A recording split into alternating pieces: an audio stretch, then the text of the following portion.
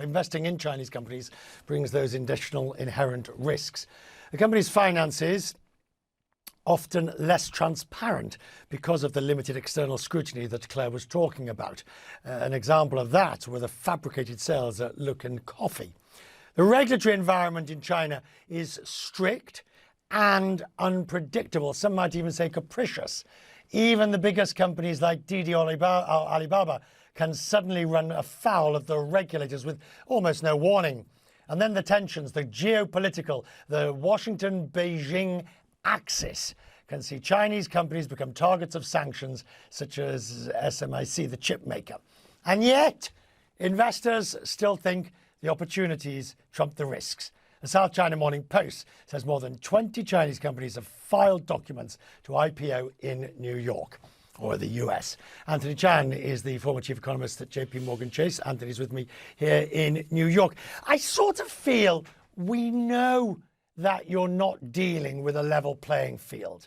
We know that the Chinese government de facto, pulls the strings with these companies. So what more would you like to see done? Well, Richard, what you need to do is to get a better assessment of what those risks are and to price them. You were mentioning a minute ago in your previous segment that somehow you asked the question, why do they want to list in the United States? And the answer is pretty straightforward, and that is that historically we've been able to price these IPOs a lot richer than if they would be listing them in other venues. And that's part of the attractiveness. Obviously, the reputational prestige is good, but the fact that you can get a higher valuation.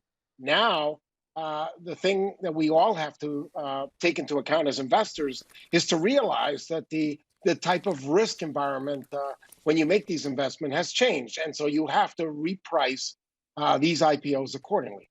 Right, but I'm slightly surprised that anybody's surprised. I suppose the geopolitical guys and girls would tell us it's always been this case in China. The only people who have been ingenue, arguably, are the markets and investors. Well, there is some stuff and surprises there, but again, the investors were to some extent comforted by the fact that many of these Chinese companies were listing overseas out of the direct jurisdiction of China, and they thought that somehow that would give them a free pass. We've learned, of course, that that is not the case, but that was the assumption that was taken before. But I think if you've seen what's happened over the last couple of years, you've seen that regulators are tightening up on these companies, and it's time that people valuing these shares when you do an IPO certainly take that into account. I do need to turn to the markets ever so briefly, if we may, because, my word, it's hard to know, isn't it? We have these two distinct undercurrents. A US that's roaring ahead with a potential, of a bit of inflation, and a rest of the world mad in the Delta variant, and a market that just wants to rally when it can. Where do you see the rest of the year?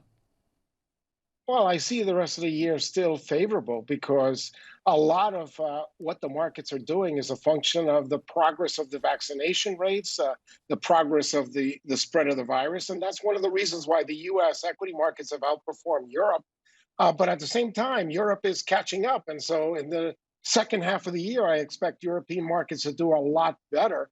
But still, there are other parts of the world that are struggling with this variant and certainly with vaccination rates. And so those markets perhaps won't perform as well. But for the U.S. right now, you mentioned inflation. Yes, it's a risk. But right now, if you look at the 10-year Treasury yield, it doesn't appear as though the bond market is too worried about inflation. Emerging markets? I do worry in the sense of an emerging market. They get clobbered every time. A taper tantrum, the EMs lose their investment. Investment comes back. COVID, EMs get clobbered.